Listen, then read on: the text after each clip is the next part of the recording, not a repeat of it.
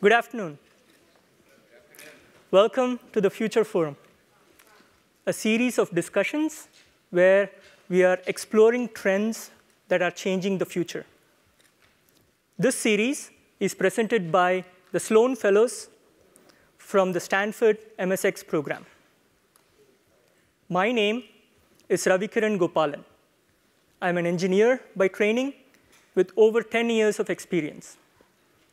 I've been fortunate to design and develop products for some of the leading high-tech companies here in the US.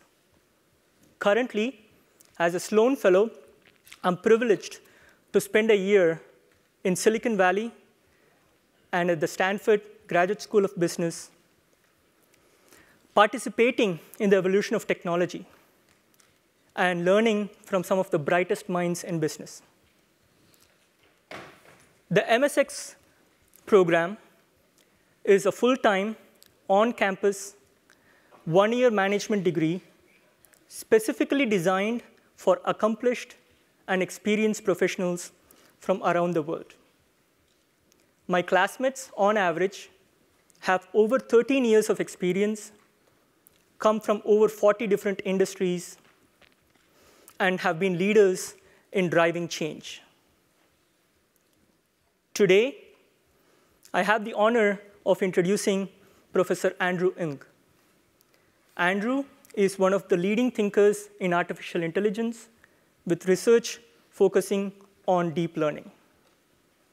He has taught machine learning for over 100,000 students through his online course at Coursera. He founded and led the Google Brain project, which developed massive-scale deep learning algorithms. He's currently the VP and Chief Scientist of Baidu, the co-chairman and co-founder of Coursera, and last but not the least, an adjunct professor right here at Stanford University. Please join me and the 2017 Sloan Fellows in welcoming Professor Andrew Ng. Thank you.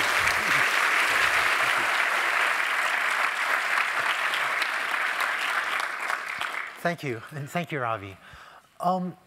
So what I want to do today is talk to you about AI.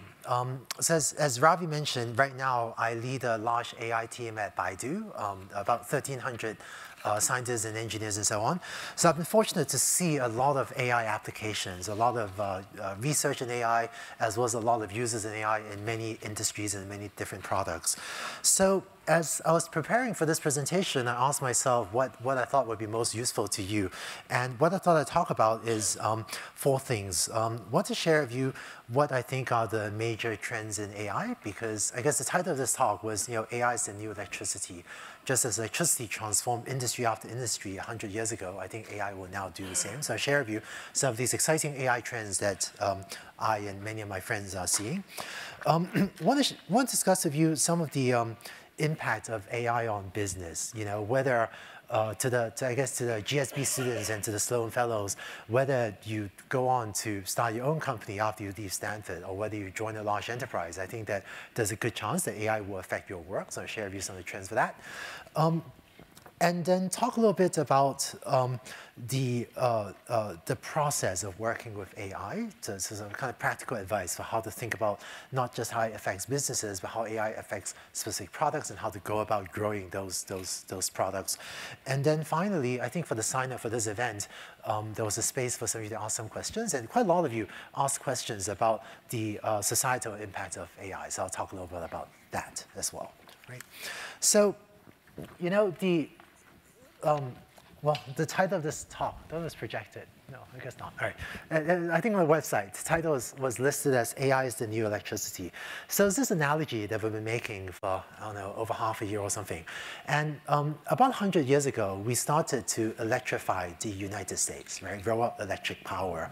And that transformed transportation, it transformed manufacturing, using electric power instead of steam power. It transformed agriculture, right? I think refrigeration was really a killer app. Transformed healthcare, and so on and so on. And I think that AI is now positioned to have an equally large transformation on many industries. The IT industry, which I work in, is already transformed by AI. So today at Baidu, web search, advertising, all powered by AI. The way we decide whether or not to approve a consumer loan, really, that's AI. The way when someone orders takeout through a Baidu on-demand food delivery service, AI helps us with the logistics to route the driver to your door, helps us estimate to tell you how long we think it'll take to get to your door. So it's really up and down. Both the major services, many other products in the IT industry are now powered by AI. It just wouldn't have been possible without AI. But we're starting to see this transformation of AI technology in other industries as well. So I think fintech, is well on its way to being totally transformed by AI. We're seeing the beginnings of this in other industries as well. I think logistics is partway through its transformation. I think healthcare is just at the very beginnings, but there are huge opportunities there. Everyone talks about self-driving cars. I think that will come as well. A little bit, that'll take a little bit of time to land, but that's another huge transformation. But I think that we live in a world where just as electricity transformed almost everything 100 years ago, today I actually have a hard time thinking of an industry that I don't think AI would transform in the next several years, right? And maybe throughout this presentation, maybe at the end, if during Q&A, if you can think of an industry that AI won't transform, like a major industry, not a minor one, raise your hand at the end and let me know. I can just tell you now my best answer to that. So, I once, when my friends and I, sometimes my friends and I actually challenge each other to name an industry that we don't think would be transformed by AI. My personal best example is hairdressing, right? Cutting hair. I don't know how to build a robot, to replace my hairdresser. Although I once said this same statement on stage, and one of my friends, who is a robotics professor, was in the audience. And so my friend stood up, and she pointed at my head, and she said, Andrew, for most people hairstyles, I would agree you can't build a robot, but for your hairstyle, Andrew, I could build a All right. So, despite all this hype about AI, what is AI doing, right? What can AI really do? Is driving tremendous economic value, easily billions, maybe actually at least tens of billions, maybe hundreds of billions of dollars worth of market cap. But what exactly is AI doing? It turns out that almost all this ridiculously huge amounts of value of AI, at least today, and the future may be different, but at least today, almost all this massive economic value of AI is driven by one type of AI, by one idea. And this technical term is called supervised learning. And what that means is using AI to figure out a relatively simple A to B mapping or A to B response, input to relatively simple A to B or input to response mappings. So for example, given a piece of email, if I input that, and I ask you to tell me if this is spam or not, right? So given an email, output 0 or 1 to tell me if it's spam or not, yes or no. This is an example of a problem where you have an input, A, like an email, and you want a system to give you a response, B, 0 or 1. And this today is done with supervised learning. Or, given an image, tell me what is the object in this image. And maybe you have 1,000 objects or 10,000 objects you're trying to recognize. So you input a picture and output a number from, say, 1 to 1,000 that tells you what object is this. This AI can do. Some more interesting examples. Given an audio clip, maybe you want to output the transcript. So this is a speech recognition, right? Input an audio clip and output the text transcript of what was said. So that's speech recognition. And the way that a lot of AI is built today is by having a piece of software learn. I'll say exactly in a second what I mean by the word learn, what it means for a computer to learn. But a lot of the value of AI today is having a machine learn these input to response mappings. Or, given a piece of English text, output the French translation. Or I talked about going from audio to text, or maybe you want to go from text and have a machine read out the text in a very natural sounding voice, right? So it turns out that the idea of supervised learning is that when you have a lot of data of both A and B both, today, a lot of the time, we have very good techniques for automating, for automatically learning a way to map from A to B. So for example, if you have a giant database of emails, as well as annotations of what is spam and what isn't spam, you could probably learn a pretty good spam filter.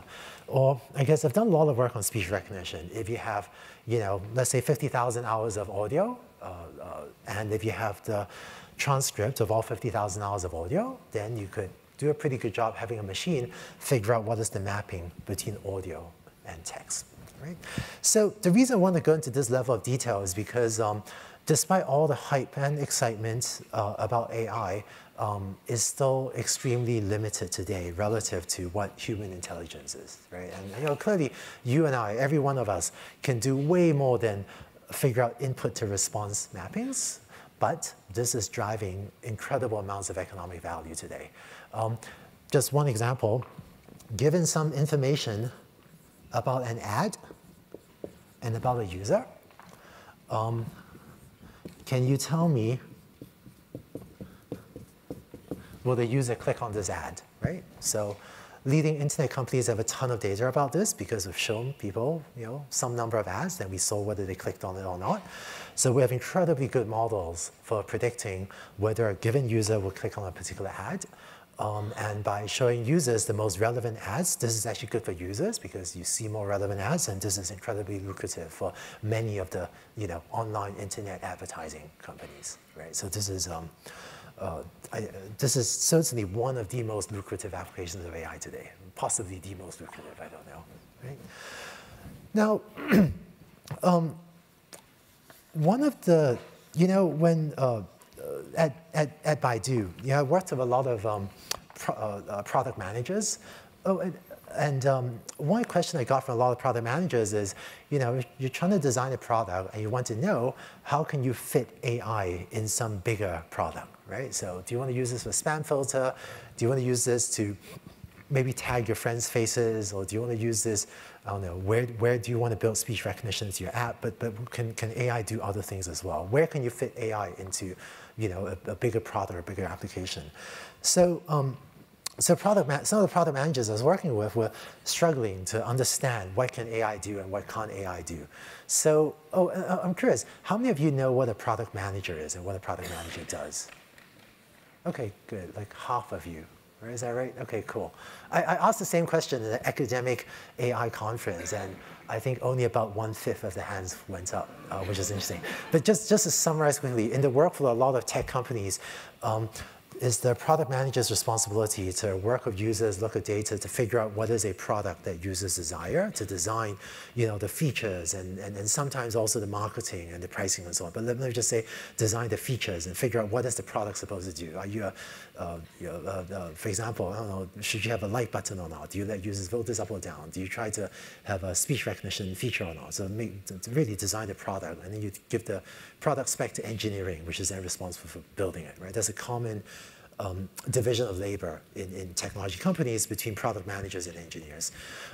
So product managers, who I was working with, were struggling to understand what can AI do. So there's this rule of thumb that I gave many product managers, but which is that anything that a typical human can do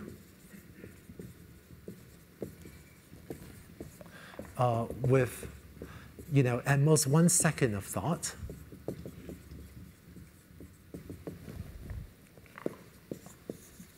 right? We can probably now or soon automate with AI, okay? And this is an imperfect rule. There are, false positives and false negatives with this heuristic, so this rule is imperfect. But we found this rule to be quite helpful. So today, actually at Baidu, we have some product managers running around looking for tasks that they could do in less than a second and thinking about how to automate that. I have to say, before we came up with this rule, they were given a different rule by someone else. And before I gave this heuristic, someone else told them, product managers, assume AI can do anything. And that actually turned out to be useful. Some progress was made with that heuristic, but I think this one was a bit better. But a lot of these, these things on the left, you could do with less than a second of thought, right? So one of the patterns we see is that there are a lot of things that AI can do, but AI progress tends to be fastest if you're trying to do something that a human can do. So for example, I don't know, build a self-driving car, right? Humans can drive pretty well, so AI is making actually pretty decent progress on that. Or diagnose medical images. If a human radiologist can read an image, the odds of AI being able to do that in the next, several years is actually pretty good. There are some examples of tasks that humans cannot do. For example, I don't think, very few humans can predict how the stock market will change, right? Possibly no human can. And so it's much harder to get an AI to do that as well. And there are a few reasons for that. First is that if a human can do it, then first, you're at least guaranteed that it's feasible, right? Like, if even a human can't do it, like predict the stock market, maybe it's just impossible, I don't know, right? A second reason is that if a human can do it, you could usually get data out of humans. So we have doctors that are pretty good at reading radiological images. And so if A is an image, and B is a diagnosis, then you can get these doctors to give you a lot of data, give you a lot of examples of both A and B, right? And if so things that humans can do, we could usually pay people, hire people or something, and get them to provide a lot of data most of the time. And then finally, if a human can do it, you could use human insight to drive a lot of progress. So if AI makes a mistake diagnosing a certain radiology image, like an X-ray scan, like an X-ray image. If AI makes a mistake, then if a human can diagnose this type of disease, you can usually talk to the human and get some insights about why they think this patient has lung cancer or whatever, and try to code that into your AI.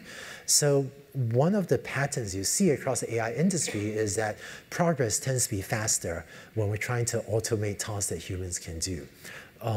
And there are definitely many exceptions, but I see so many dozens of AI projects. I'm trying to summarize trends I see, right? That are not 100% true, but kind of 80 or 90% true. But so for a lot of projects, you find that if the horizontal axis is time, and this is human performance, in terms of how accurately you can diagnose X-ray scans or how accurately you can classify spam emails or whatever, you find that over time, the AI will tend to make rapid progress until you get up to human-level performance. And if you ever surpass it, very often, your progress slows down because of these reasons. One of the so this is great because this gives AI a lot of space to automate a lot of things. The downside of this is the jobs implication, right? If we're especially good at doing whatever humans can do, then I think AI software will be in direct competition with a lot of people for a lot of jobs. I would say probably already a little bit now, but even more so in the future. And I'll say a little bit about that later as well. The fact that we're just very good at automating things people can do, and we're actually less good at doing things people also can't do. That actually makes the competition between AI and people for jobs even worse. So, all right, let me come back to the AI trends. And one of the reasons I want to delve a little bit deeper into AI trends is I bet some of you will be asked by your friends afterward, right, what's going on in AI, and I hope to give you some answers that let you speak intelligently as well to others about AI. It turns out a lot of the ideas about AI have been around for many years, frankly, like several decades. But it's only in the last several years, maybe the last 5 years, that AI has really taken off. So why is this? When I'm asked this question, why is AI only now taking off? There's one picture that I always draw. So I'm going to draw that picture for you now, which is that if on the horizontal axis, I plot the amount of data,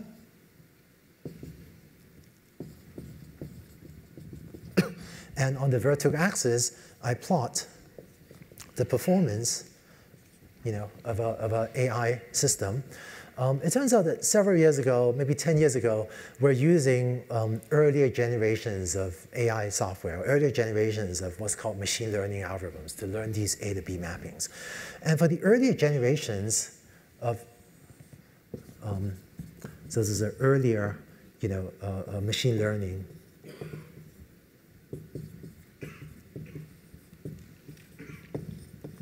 Actually, sorry, let me just call this traditional machine learning algorithms, right? It turns out that for the earlier generations of machine learning algorithms, even as we fed it more data, its performance did not keep on getting better. It was as if, beyond a certain point, it just didn't know what to do with all the additional data you are now giving it.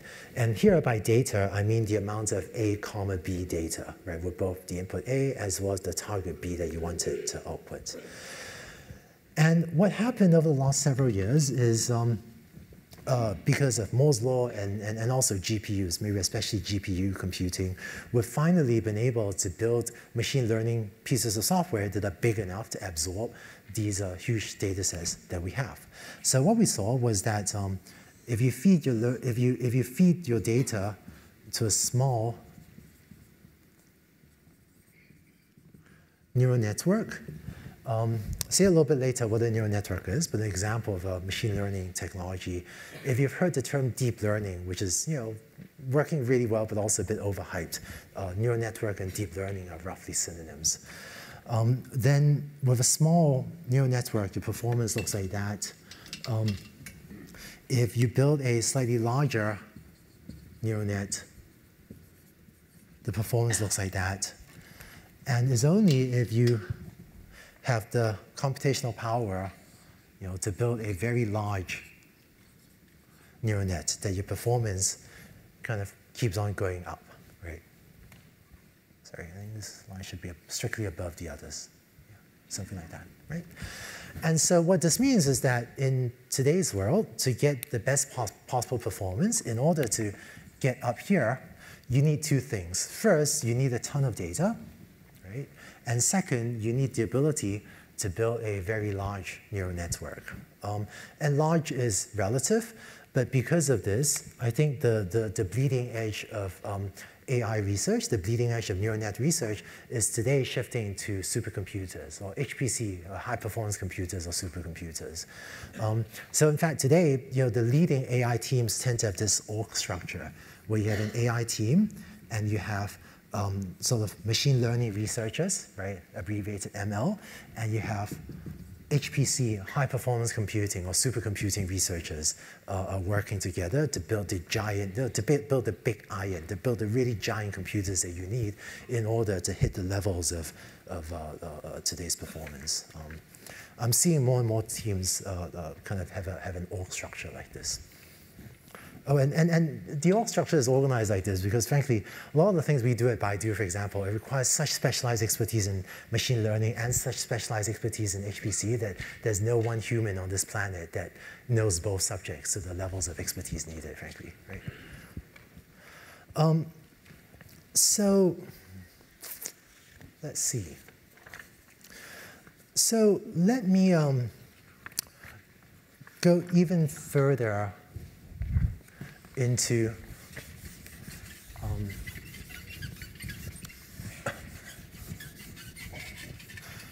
let's see. So if you bear with me, in the questions that some of you asked on the website signing up for this event, some of you asked about what evil AI killer robots taking over humanity and so on.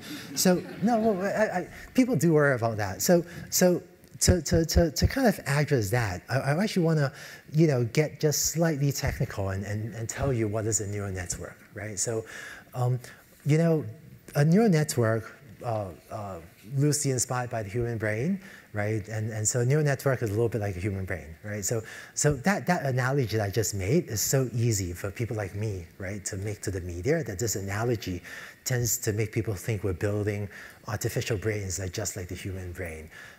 The reality is that today, frankly, we have almost no idea how the human brain works. So we have even less idea of how to build a computer that works just like the human brain.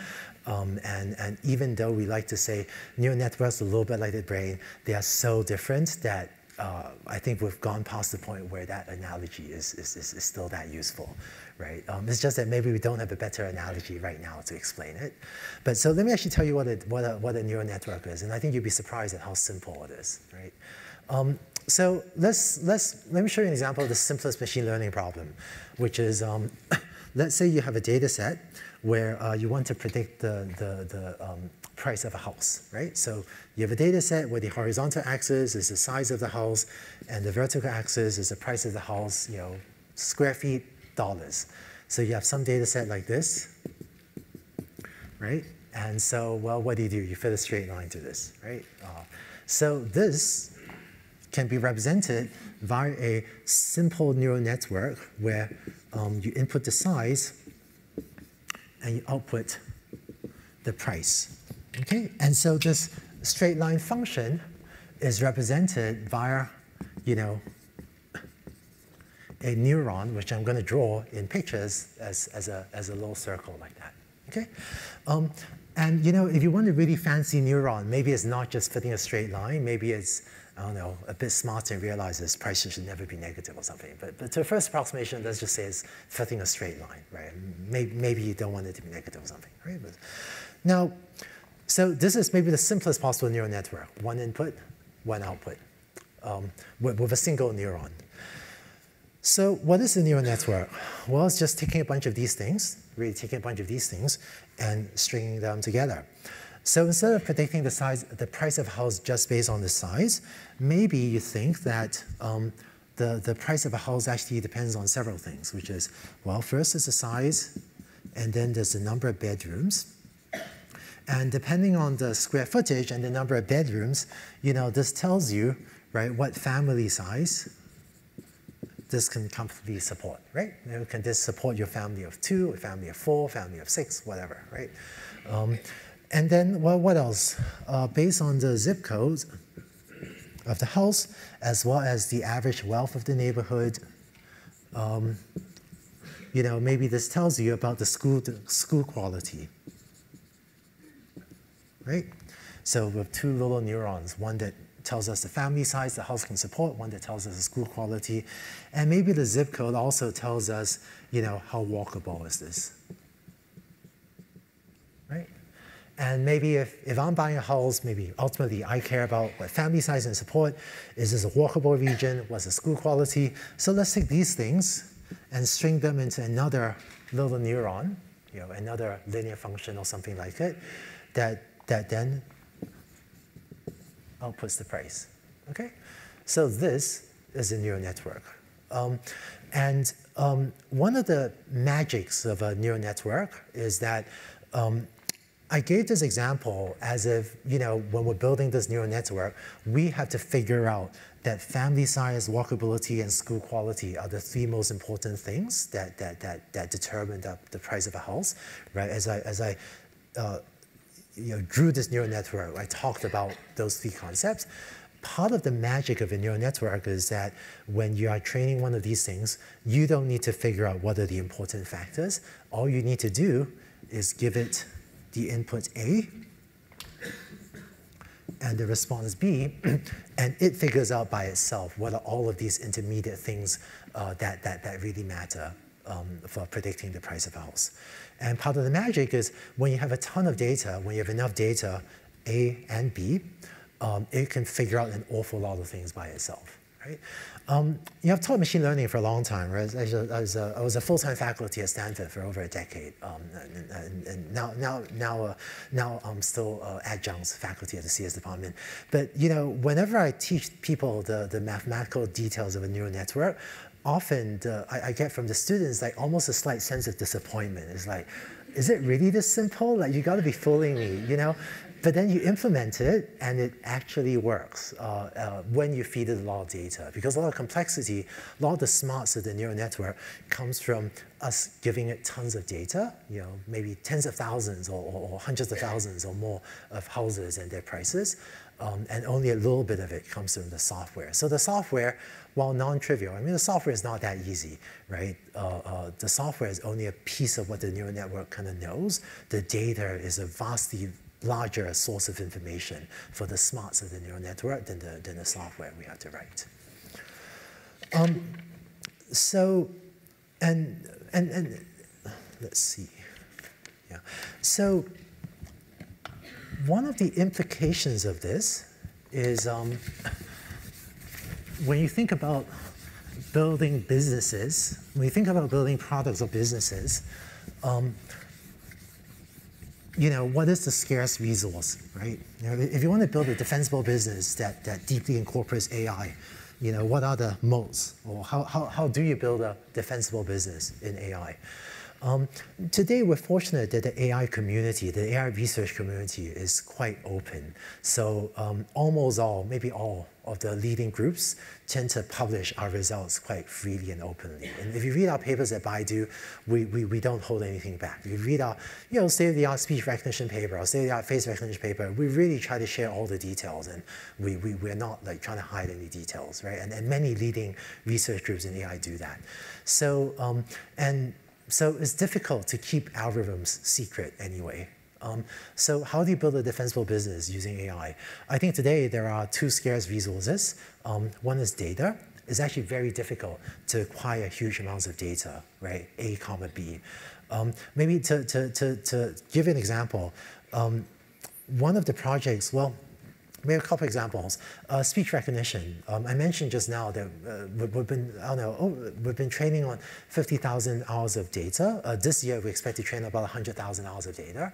That's over 10 years of audio data, right? So literally, if I pull out my laptop and start playing audio to you to go through all the data our system listens to, we'll still be here listening until the year like 2027, I guess, right?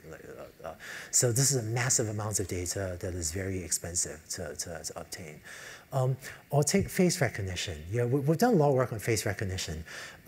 So to set some numbers, the most popular academic computer vision benchmark / competition has researchers work on about 1 million images, right? And the very largest academic papers in computer vision published papers on maybe 15 million images, right? Kind of recognizing objects from pictures or whatever. At Baidu, to train our really bleeding edge, possibly best in the world, but I can't prove that, but it's definitely very, very good face recognition system. We train it on 200 million images, right? So this scale of data is very difficult to obtain. And I would say that, honestly, if I were leading a small team of 5 or 10 people, I would have no idea, frankly, how to replicate this scale of data and build a system like we're able to in a large company like Baidu with access to just massive scale data sets. And in fact, at large companies, sometimes we launch products not for the revenue, but for the data, right? We actually do that quite often. Often I get asked, can you give me a few examples? And the answer to that, unfortunately, is usually no, actually. But I frequently launch products where my motivation is not revenue, but it's actually data. And we monetize the data through a different product. So I would say that today, in the world of AI, the two scarcest resources are I would say the most scarce resource today is actually talent, because AI needs to be customized for your business context. You can't just download an open source package and apply it to your problem. You need to figure out where does a spam filter fit in your business, or where does speech recognition fit in your business, and what context where can you fit in this AI machine learning thing. And so this is why there is a talent war for AI. Because every company, to exploit your data, you need that AI talent that can come in to customize the AI, figure out what is A and what is B, where to get the data, how to tune the algorithm to work for your business context. So I say maybe that's the scarcest resource today. And then second is data is proving to be a defensible barrier for a lot of AI-powered businesses. So there's this concept of a virtuous circle of AI. That we see in a lot of products as well, which is you might build a product, right? I don't know. For example, we built a speech recognition system to enable a voice search, right? Which we did at Baidu, because the US search companies have done that too. Some of the US, not sure. Anyway, build a speech recognition system, whatever, some product. Because it's a great product, we get a lot of users, right? The users using the product naturally generates data, right? And then the data, through ML, feeds into our product to make the product even better. And so this becomes a positive feedback loop that often means that the biggest and the most successful products, the most successful product often, the best product often has the most users. Having the most users usually means you get the most data, and with modern ML, having the most data sometimes, usually, often means you can do the best AI, best machine learning, and therefore have an even better product, and this results in a positive feedback loop into your product. And so when we launch new products, we often explicitly plan out how to drive this cycle as well. And I'm seeing pretty sophisticated strategies in terms of deciding how to roll out a product, sometimes by geography, sometimes by market segment, in order to drive this circle, in order to drive this cycle, right? Now, this concept was around for a long time, but this is really a much stronger positive feedback loop just recently because of the following reason, is traditional AI algorithms work like that. So there was kind of beyond a certain point, you didn't need more data, right? This is a data performance.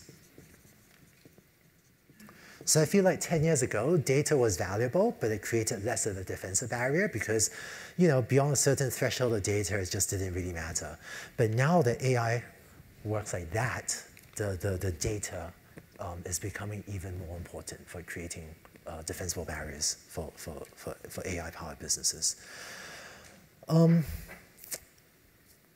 Let's see. All right, slight digression then.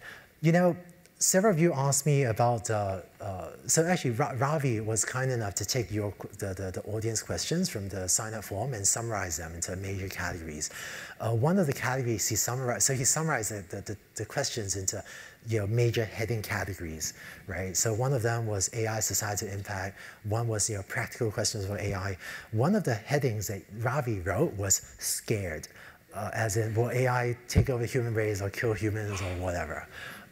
So I feel like there is so this is a virtuous circle of AI. There is I'm not sure what to call it. I'm going to call it the non-virtuous circle of hype.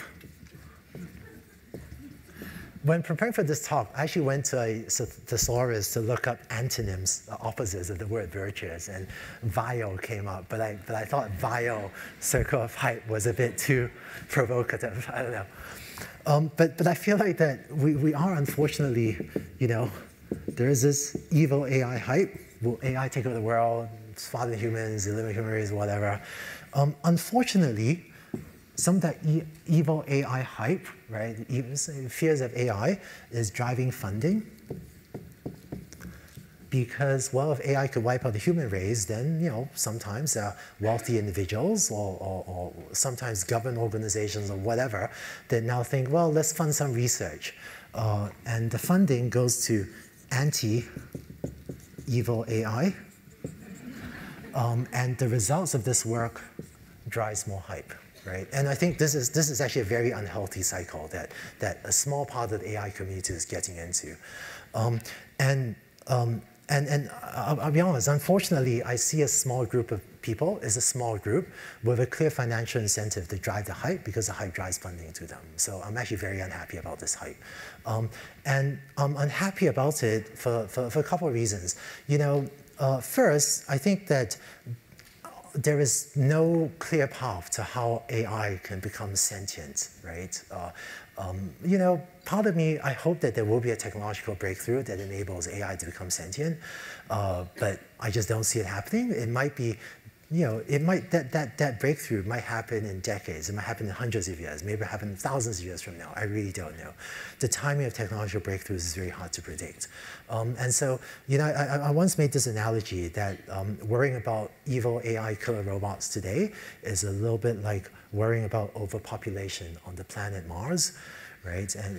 And I do hope that someday we'll colonize Mars, and maybe someday Mars will be overpopulated, and someone will ask me, Andrew, there are all these people, all these young, innocent children dying of pollution on Mars. How can you not care about them?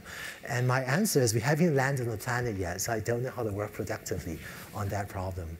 So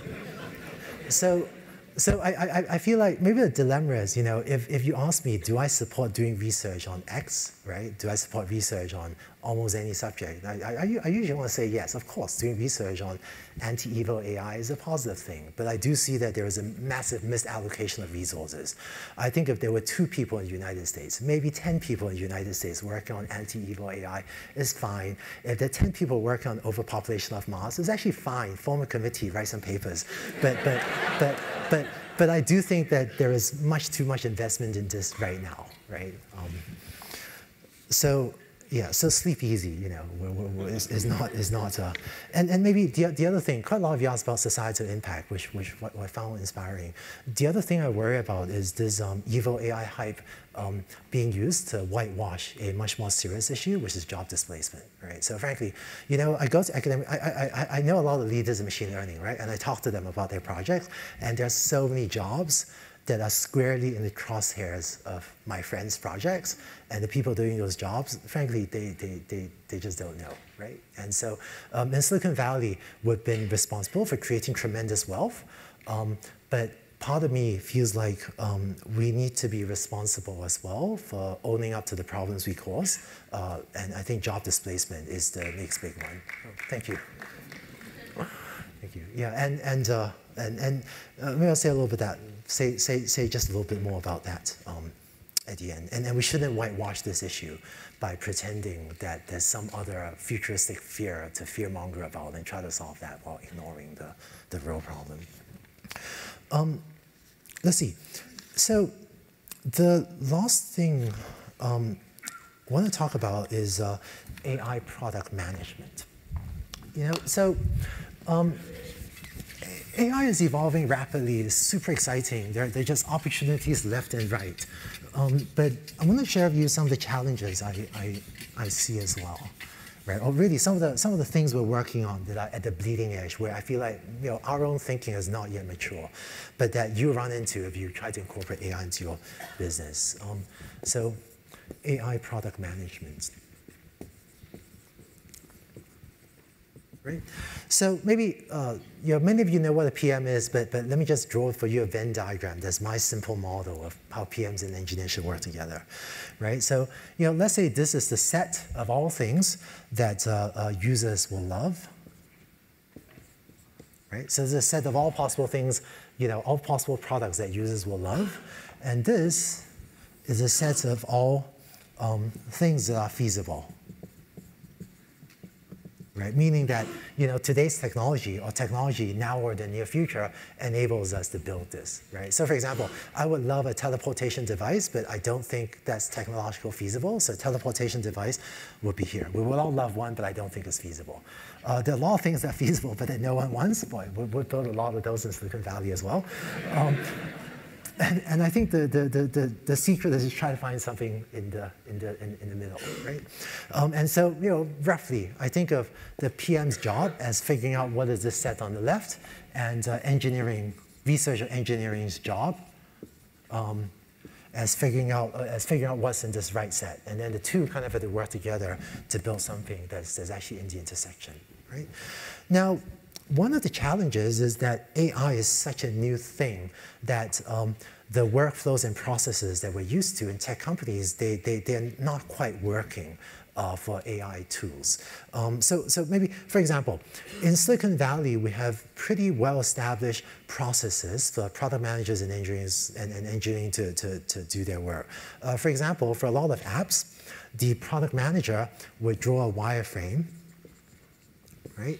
Where, so for example, actually for the Baidu search app, right? The PM might decide, well, put a logo there, put a search bar there, put a microphone there, put a camera there, and then put a news feed here. And then we actually move our microphone button down here, and then have a social button, this button, this button. So, a product manager would draw this, like on a piece of paper, on a CAD thing, and an engineer would look at this drawing that the product manager drew, and they would write a piece of software. And this is actually a rough wireframe for the Baidu search app with a search bar and then tons of news here, right? A little bit like a really combines a search as well as a social news feed. Well, not very social, but a news feed, both in one. So this works for, if you pull open your app, or if you build a lot of apps, like a news app or like a social feeds app or whatever, this type of working together works. We have established processes doing this. But how about an AI app? Like you can't wireframe a self-driving car. Like, what is my wireframe for my self-driving car? Or if you want to build a speech recognition system, the PM draws this button, but I don't know how accurate does my speech recognition system need to be? So a lot of processes are not, so whereas this wireframe was a way for the PM and the engineer to communicate, we are still, frankly, trying to figure out what are good ways for a PM and an engineer to communicate a shared vision of what a product should be. That makes sense? So the PM does a lot of work, goes out, figures out what's important to users, and they have in their head some idea of what this product should be. But how do they communicate that to the engineer, right? And so as a concrete example of that,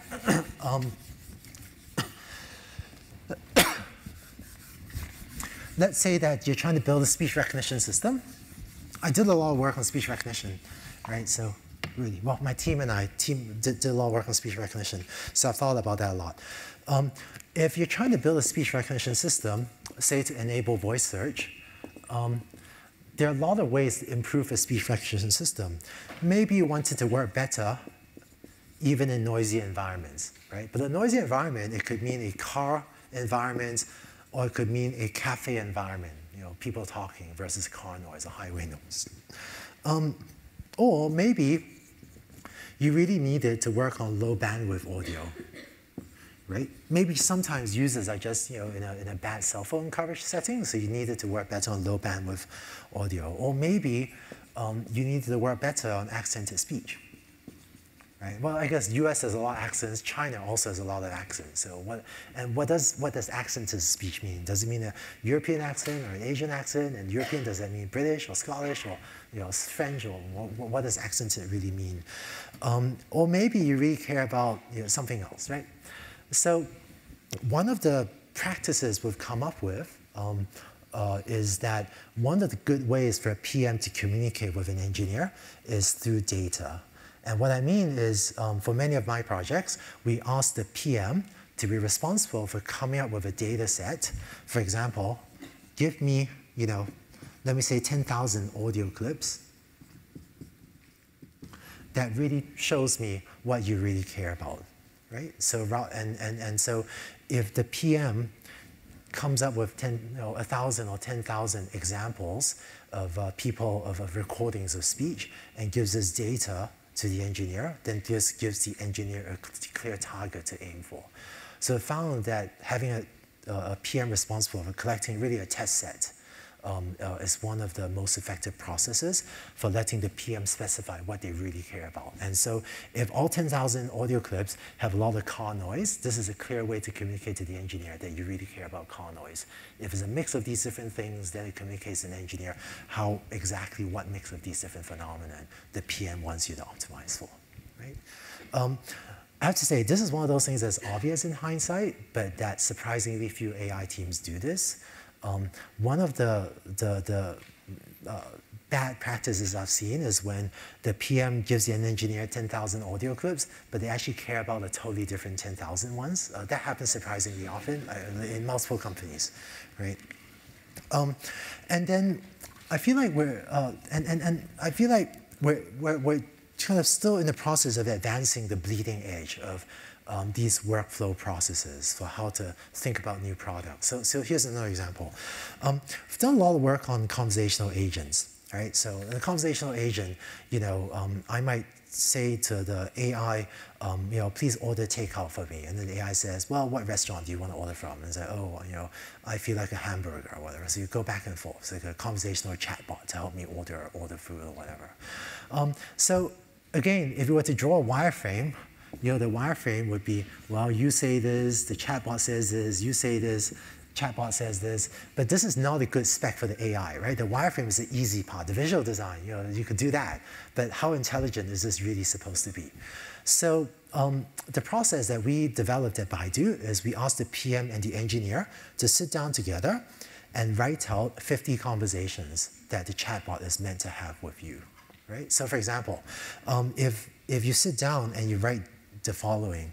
Let's say the user, says, please book a restaurant, right, for my anniversary next Monday or something. I'm abbreviating this, so just to write faster. But please book a restaurant for my anniversary. If the PM then says, well, in this case, I want the AI to say, okay, and do you want flowers? Right? Do you want me to order flowers? What we found is that this then creates a conversation between the PM and the engineer, where the engineer asks the PM, wait, do you want me to suggest an appropriate gift for all circumstances and all possible appropriate gifts? Like for Christmas, I would suggest some other, I don't know what to buy for Christmas, I guess. Or is it only for anniversaries you want me to buy flowers and I don't have to buy any other gift and not for anything other than anniversaries, right? But we found that the process of writing out 50 conversations between conversational agents and the engineer and PM sitting down together work through these conversations, that this is a good process to enable the PM to specify what they think is this set on the left of what the user would love, and for the engineer to tell the PM what the engineer thinks is feasible given today's chatbot technology, right? And so this is actually a process that we're using in multiple products.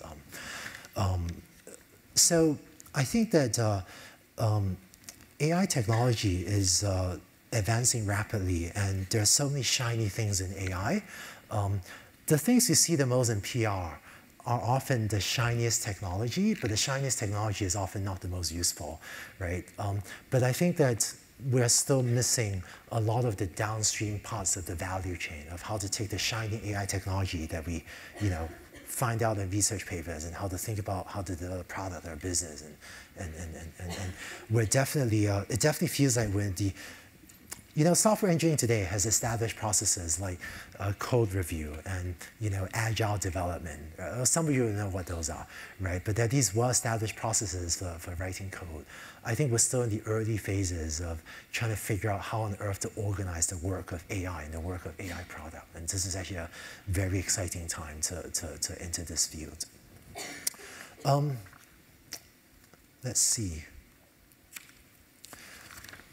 All right, I want to leave time for questions. So, all right, real quick. I want to share with you some specific examples of short-term opportunities for AI. Right? These are the things that are coming in the very near future. Let's see. I think I mentioned. well, yeah, I mentioned fintech. I don't want to talk about that. You know, in the near-term future, I think speech recognition will take off. It's just in the last year or two that speech recognition reached the level of accuracy where it's becoming incredibly useful. So about 4 or 5 months ago, there was a Stanford University-led study done by James Landay, led by James Landay, who's a professor of computer science, together with us at Baidu and the University of Washington, that showed that speech input on a cell phone is 3x faster using speech recognition than typing on a cell phone, right? So speech recognition has passed the accuracy threshold where you actually are much faster and much more efficient using speech recognition than typing on a cell phone keyboard. And this is true for English and for Mandarin Chinese. But I think, and at Baidu, over the past year, we saw 100% year-on-year growth on the use of speech recognition across all of our properties. So I think we're beyond the knee of the curve where speech recognition will take off rapidly. And so, you know, I guess in the US, there are multiple companies doing smart speakers. Baidu has a different vision. But I think that the device that you can command with your voice in your home will also take off rapidly. So we have an operating system that would release to help hardware makers enable that, right? What else? Computer vision is coming a little bit later. You know, I see some things take off faster in China than in the US. So because all of us living in the US are familiar with US ones, I might lean toward a bit even sharing things I see from China. One thing that's taking off very rapidly is face recognition. So I think because China is a mobile-first society, right? You know, all of us, most of us in the US first had a laptop or a desktop, then we got our smartphone. A lot of people in China, you know, really just have a smartphone, or first got a smartphone, then a laptop or a desktop, or a laptop, I guess. Not sure who buys desktops anymore. Anyway, because of that, in China, a lot of people, let's see, you can apply for an educational loan on your cell phone in China. And just based on buttons, you know, just based on using your cell phone, we will send you a lot of money, right, for your education. So because of these very material financial transactions that are happening over your cell phone, before we send you a lot of money, we would really like to verify that you are who you say you are, right? Before we send it to someone that, you know, claims to be you but isn't you. So this in turn has driven a lot of pressure for progress in face recognition. And so face recognition on mobile devices is as a means of biometric identity verification is taking off in China. And then we've also done things like today in Baidu's headquarters, you know, instead of, do I have it? No, I don't. Right, instead of having to swipe an RFID card to get inside, you know, the office building, today at Baidu's headquarters, you know, I can just walk up and there's a face recognition system that recognizes my face and I just walk right through. Just yesterday or the day before, I posted a video on my personal YouTube channel demoing this. You can look that up later if you want. But we now have face recognition systems that are good enough that we trust it with, you know, pretty security critical applications, right? Like if you look just like me, you can actually get inside my office at Baidu, right? So we really trust our face recognition systems. So it's pretty easy. So yeah, let's see. Oh, and I think both of these have been obvious to us for some time. So our capital investments and data investments in these have been massive. These are well beyond the point where a small group could be competitive with us, unless there's some unexpected technological breakthrough. I'll mention some things, you know, a little bit further out. I'm personally very bullish about the impact of AI on healthcare. I spent quite a bit of time on this myself. And I think, well, the obvious one that a lot of people talk about is medical imaging. I do find it challenging. Yeah, I do think that a lot of radiologists that are graduating today will be impacted by AI, you know, definitely sometime in the course of their careers. If you're planning for a 40-year career in radiology, I would say that's not a good plan. Yeah. But beyond radiology, I think there are many other verticals, some of which we're working on, but there's this huge opportunity there.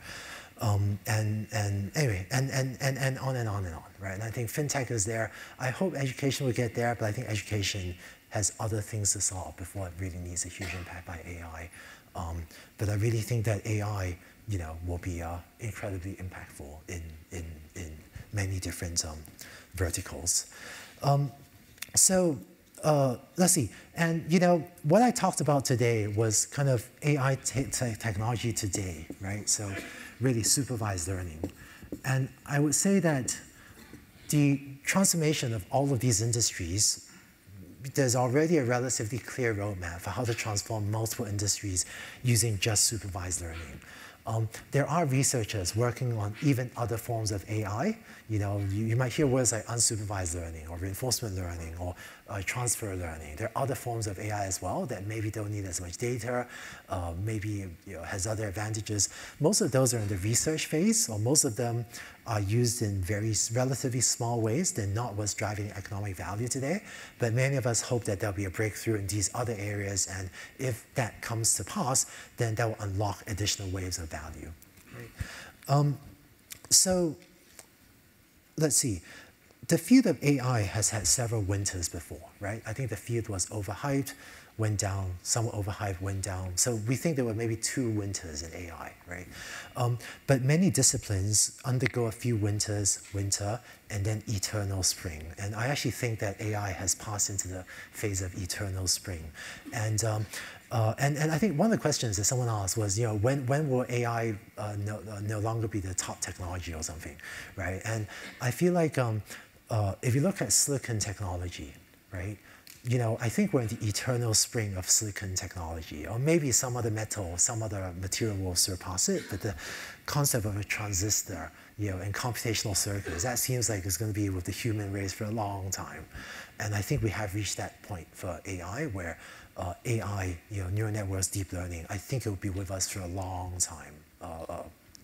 Can't predict hundreds of years out, but it could be a very long time, because it's creating so much value already, and because there is this clear roadmap for transforming several industries, even with the ideas we have, but hopefully there'll be even more breakthroughs and even more of these technologies. All right, very last topic. The jobs issue. I think that to the extent that we're causing these problems, the job displacement issue, I think we should own up to it. Just as AI displaces jobs, similar to the earlier waves of job displacement, I think that AI will create new jobs as well, maybe even ones that we can't imagine. So that's why I actually, so I worked at, seen development Coursera for a long time. I think one of the biggest challenges of education is motivation, right? As in, it's really good for you to take these courses and study, but it's actually really difficult for an individual to find the time and the space and the energy to do the learning that gives them these long-term benefits. So after the automation replaced a lot of agriculture, the United States built its current educational system, K-12 and a university, and it was a lot of work to build the world's current educational system. With AI displacing a lot of jobs, I'm confident that there will be new jobs, but I think also we need a new educational system to help people whose jobs are displaced reskill themselves to take on the new jobs. So one of the things that some governments, one of the things I think we should move toward is a model of basic income, but not necessarily universal basic income where you're paid to, quote, do nothing.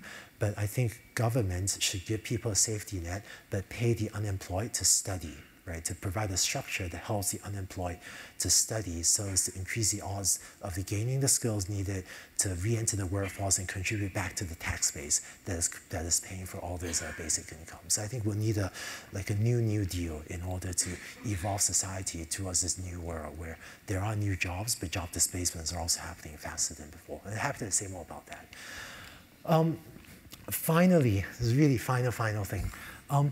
I know that here in the GSB, many of you have fantastic product business or social change ideas.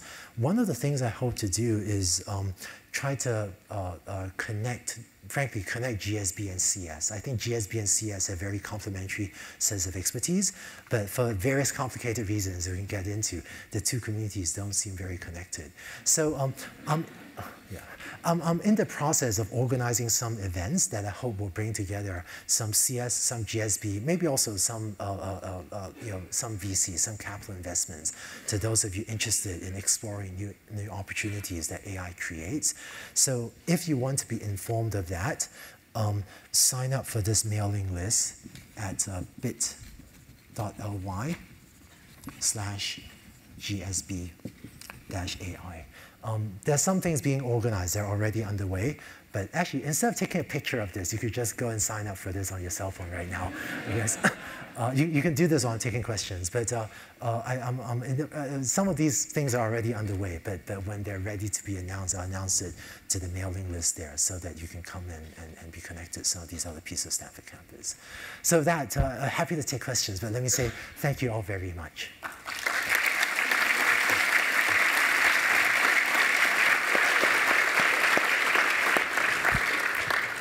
Thanks so much, Andrew. It's a great talk, and a lot of us I know want to be engaged in product development and product management in the field of AI, and you've given us a lot of good frameworks to think about these conversations. And the mailing list is right there in case you want to note down. Andrew has gracefully accepted to field some questions till about 5:30. So if you have any questions, there are going to be some Sloan Fellows that are going to be moving around the room, so please attract their attention.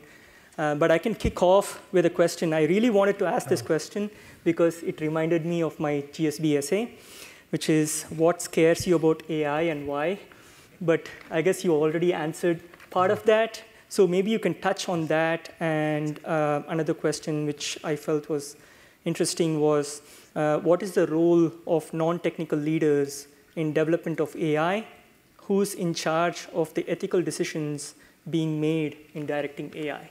Yeah, you know, right, so what scares me about AI is definitely the job displacement. I think that, honestly, part of me, I'll be really honest with you guys, right?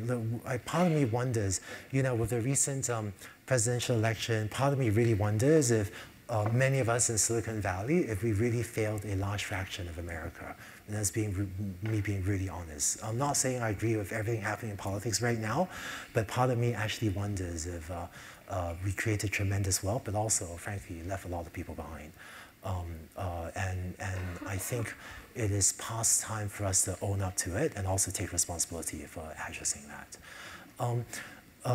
Let's see. What was the other question? Ethical. Oh, and I think in terms of ethical issues, you know, there are some things. I mean, but I think that I think jobs is so important. I'm tempted to just not talk about anything else.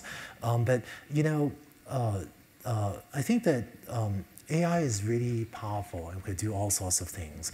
And we see lots of, I think there's some small issues, such as, you know, is AI sometimes biased, right? So for example, if you do a web search, right, we want to make sure that if you search for a certain ethnic group, you don't get, you know, lost results that says, well, is this person, you know, check out their criminal record or something like that, right? That we don't want AI to exhibit bias. Or if an AI thinks you're male versus female, we don't want to show you very different types of information that confirms gender stereotypes. So I think there are some cultural bias issues. I think that openness, AI community is very open today. I think we must fight to make sure to keep it open. You know, but I think the number one by far is actually jobs. Maybe take some questions. Boy, how does the microphone work? Hi, Catherine Chen here. I'm MSX 16, graduated last year, and thanks for the talk. I had a question around, you mentioned the defensibility of AI as the three things, so access to data, talent scarcity, and positive feedback loop.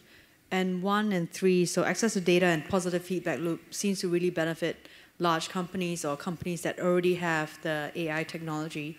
And so I'm wondering at what point, you know, is it going to be really tough for startups to, become an AI startup? And secondly, for investors, at what kind of scale do those investments need to make for a startup to be successful? Sure, yeah. Oh, and just to clarify, I think the scarce resources are data and talent, and then the positive feedback loop is a strategy or a tactic to drive the data, right? I think that for the problems I talked about, like speech recognition, you know, face recognition, it's going to be really difficult for a small company to acquire enough data or talent or whatever to compete effectively. Unless there's an unexpected technological breakthrough that lets small groups do stuff that can't be done with today's technology.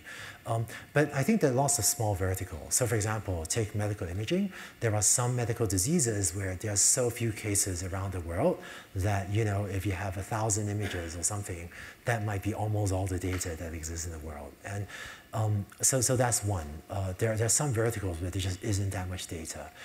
But I think the other thing is that there's so many opportunities in AI today. So I'll tell you, honestly, my teams regularly write full-fledged business plans, do the market research, size of the market, figure unit economics, it all looks good. We have a full-fledged business plan for a new vertical, and we decide, let's not do it. Because we just don't have enough talent to go after all the big opportunities. So we decide, let's not do it because there's something even bigger we want to do, right?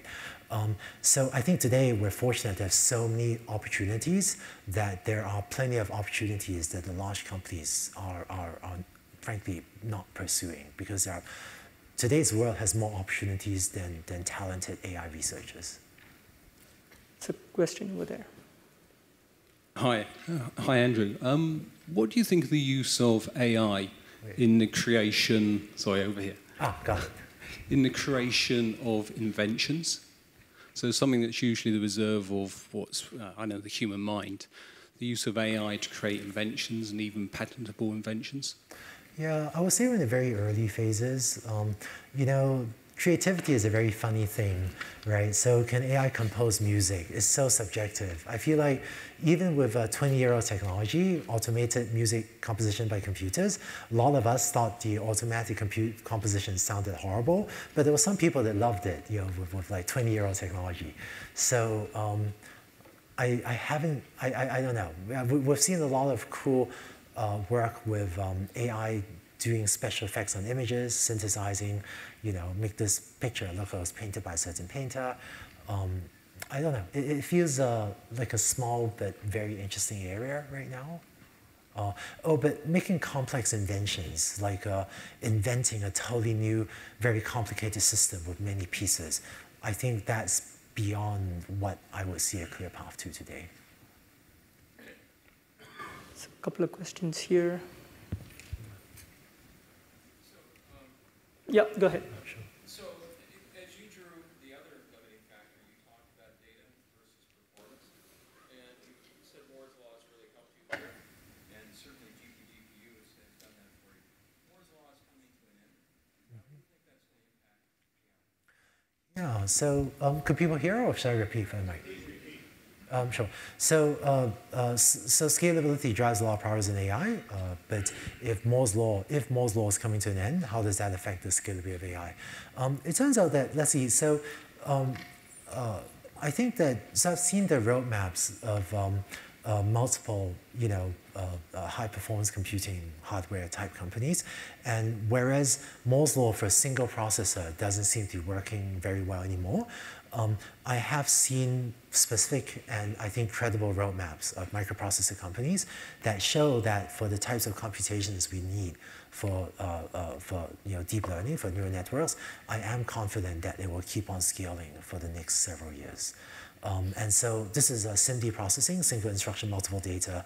It turns out to be much easier to parallelize than a lot of the workloads. Your word processor is actually much harder to parallelize.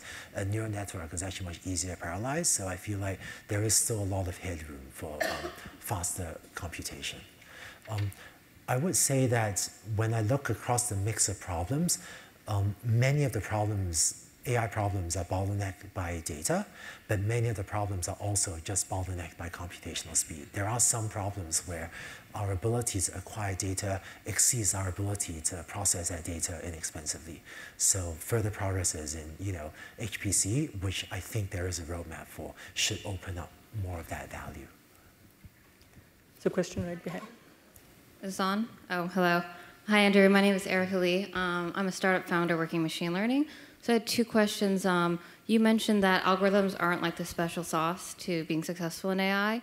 What do you recommend for people, though, building and working on AI about IP protection, or best ways to get around that to still build a valuable product? And then two, you mentioned like the relationship between the PM and then the engineer about the cycle of data and like how they communicate. That's for building a product, though. What about people doing some R&D research on like reinforcement on supervised learning? Is there a certain like cycle or strategy would go for like research breakthroughs or like to improve the research process? Yeah, maybe, sure. Right. Boy.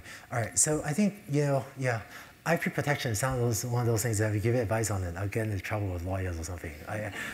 Honestly, I don't have a strong opinion. I see a lot of companies file for some patents, but how much you can rely on them for defensibility is an open question. But I don't know, check with a lawyer. I actually don't have a strong opinion on that. We do tend to think strategically about data as a defensible barrier, though. We rely on data. In terms of you said processes for R&D, right? The research, the academic community tends to favor novelty, right? Anything novel and shiny, you can get a paper published. I would say that maybe if you want to train up a team of engineers, I've supervised PhD students at Stanford for a long time. Where I feel like if you want to be a deep learning researcher and if you go to publish papers, the formula I usually give people is this: read a lot of papers, go beyond reading papers, but go and replicate existing research papers' results. This is one thing that is underappreciated, actually. Even pull back a little bit from trying too hard to invent your new thing, but spend a lot of time replicating published results. I found that to be a very good training process for new researchers. And then the human brain is this marvelous thing. It works every time. I've never seen it fail. But if you read enough papers and really study them and understand them and replicate enough results, pretty soon you have your own ideas for pushing forward the state of the art. This is, I've mentored enough PhD students to claim with high confidence that this is a very reliable process. And then go submit your paper and get it published. Over there. Thank you. So I'm a mechanical engineering student aspiring to be a roboticist when I graduate. I was wondering what are the best opportunities for mechanical engineers to go into as it relates to AI and robotics? Would you know that? Yeah, so I've seen a lot of ME people take up very successful careers in AI. Actually, one of my PhD students was an ME PhD student, and he transferred to the CS PhD program and did very well. I think that robotics has many opportunities in specific, you're a Stanford student, right? Cool. Oh, I would say take some CS AI classes and try to work with the AI faculty. I do think that there are a lot of opportunities to build interesting robots in specific verticals. So I think precision agriculture is a very interesting vertical, right? So there are now multiple startups using AI. Actually, for example, I don't know, some of my friends are running Blue River, which is using computer vision to look at specific plants, like specific heads of cabbages, and kill off, have an AI decide which heads of cabbage to kill and which ones to let live, so as to maximize crop yield, right? So that's one application where AI is letting you make, this is life and death decisions, but this is life and death of heads of cabbage, not of humans, but it is letting you make one at a time life and death decisions for heads of cabbage. But I think that precision agriculture is one vertical. I don't know. Yeah, I think actually there's an interesting work in surgical robotics as well, but that has a bigger kind of FDA process approval, so that's a longer cycle. But I'm seeing lots of, actually one of the things that's taking off in China, there are a lot of companionship robots, more social companionship robots that are being built and sold in China. It's not really taken off in the US yet, but there are surprisingly many of these things in China. Thank you. Over there. Hi, I'm Phil. I'm co-founder of Hero Baby. It's a Palo Alto-based startup that helps parents to understand the developmental needs of their child and pair it with baby products. I'd love to hear your take on pairing AI with humans. If you think it's usually, for most applications, a faster way to focus on an AI-only approach right away, or actually have a hybrid solution of AI and humans. It's, for example, in self-driving cars or chatbots and so on. Yeah, I don't know that I have a general rule for that. It's so case by case, I guess. A lot of the speech recognition work is about making humans more efficient in terms of how you communicate with or through your cell phone, for example. And then for self-driving cars, we know that if a car is driving and it wants you to take over, you need maybe 10, 15, maybe even longer seconds to take over. So it's incredibly difficult to wrench the attention from a distracted human back to take over a car. So that's why I think full autonomy, level 4 autonomy will be safer than trying to have a human take over at a moment's notice when the car doesn't know what to do. So that might be one case where this mix between full and partial automation is challenging from a user interface point of view. So I don't know that I have a general rule for that. There's some questions on the top. Let's go a different direction. Okay, so when you talked about opportunities for AI, you mentioned the online education. I just want to know more about this. You mentioned that the motivation problem is one of the problems for online education. But do you think this is the biggest challenge that online education is facing that AI could probably solve, or do you think there are some other challenges for online education? Motivation, I mean, people don't want to spend enough time to finish the whole course.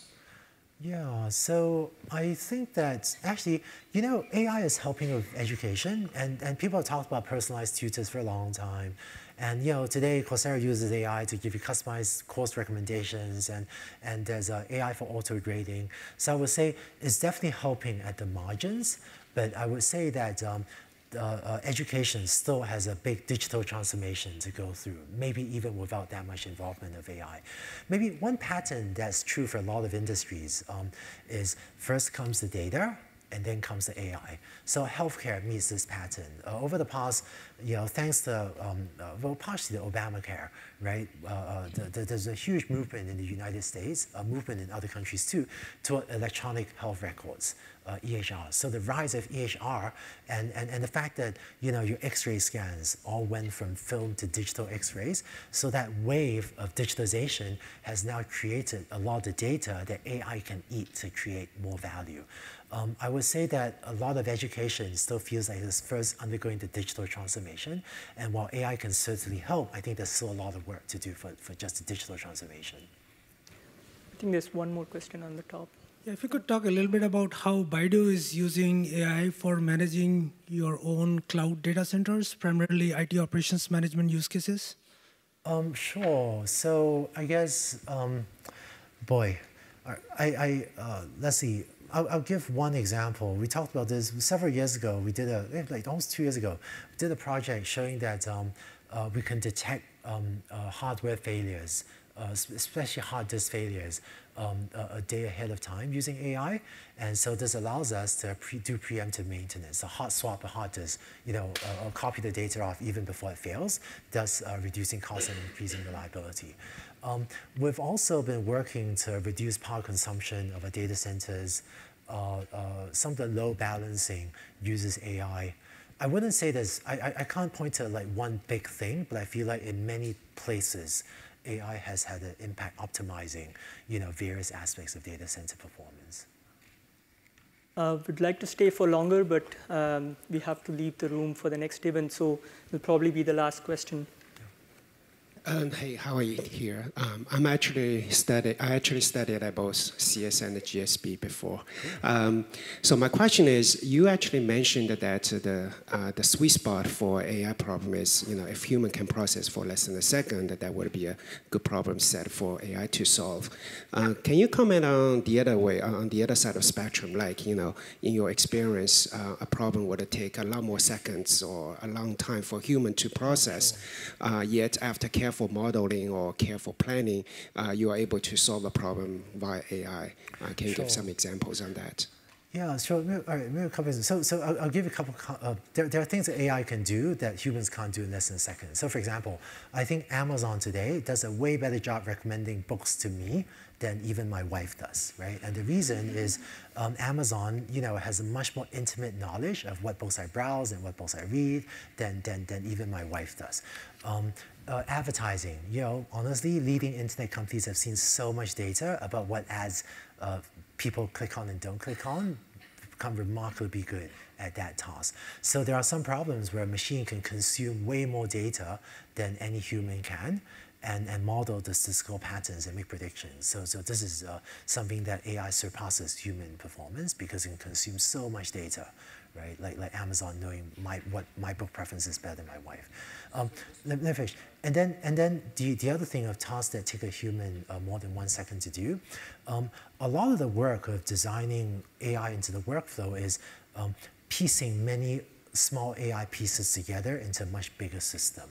So for example, to build a self-driving car, we use AI to look at the camera image, radar, LiDAR, whatever, to sensor data. Let me just say a picture in front of the car, and supervised learning estimates the position of the other cars. Supervised learning estimates the position of the other pedestrians. But these are just two small pieces, well, two important pieces of the overall AI. Then there's a separate piece that tries to estimate, well, where is this car going to be in 5 seconds? Where's this pedestrian going? There's another piece that plans, well, given that all of these other objects are moving in this way, how do I plan my car so that I don't hit anything? And then after that, there's then, how do I turn the steering wheel? Do I turn the steering wheel 5 degrees or 7 degrees to follow this path? So often, a complicated AI system has many small pieces, and a lot of the ingenuity is figuring out where to take this superpower of supervised learning and put it into this much bigger system that creates something very valuable. I'll probably take one more question behind. Just, I'm Mahidar. I'm a solutions architect in a company called VoltDB. My question was, you mentioned about jobs and wealth distribution as well. Since it's a management forum, I want to ask, what sort of role do you see for product managers when interacting with, like say, sociologists or legal profession? I mean, based on examples, like if you're building a car, self-driving car, like if there's a collision which is about to happen, would the developer or the AI has to take into consideration the person driving the car or the person who's, the pedestrian who's it's about to hit? Yeah. That's a legal question. So, but these there'll be a lot of questions like these. What do you see the role of a management interacting with different function areas? So the most famous example of variation of what you said is this thing called the trolley problem. Is a philosophy class ethical dilemma where I think your car is, the classical version, you have a trolley running on rails, and the trolley is about to hit and kill 5 people. And you have the option of yanking on a lever to divert the trolley to kill 1 person. So the ethical dilemma is, do you yank on the lever or not? Because if you do nothing, 5 people die. If you do something, 1 person dies, but you kill that person. So are you going to kill someone, right? Versus not doing anything. So it turns out that the trolley problem wasn't important even for trolleys, right? When we built trolleys, and in the whatever several hundred years of history of trolleys, I don't know that anyone actually had to decide whether or not to yank the lever. It's just not an important problem outside of philosophy classes. And I think that when self-driving car teams are not debating this. Philosophers are debating this. Frankly, if you're ever facing a trolley problem, chances are you made a mistake long ago. You should, when was the last time you faced a trolley problem, right? When driving your car? I expect the self-driving car to face it about as often as you have driving your car, right? Which is probably pretty much never. So I think right now the problem with self-driving cars is there's a big white truck parked across the road. Your options are slam into the truck and kill the driver, or brake. And we don't always make the right decision for that. So I would solve that first before solving the trolley problem. That's, I think, a good point to end this great talk. Thanks a lot. Thank you.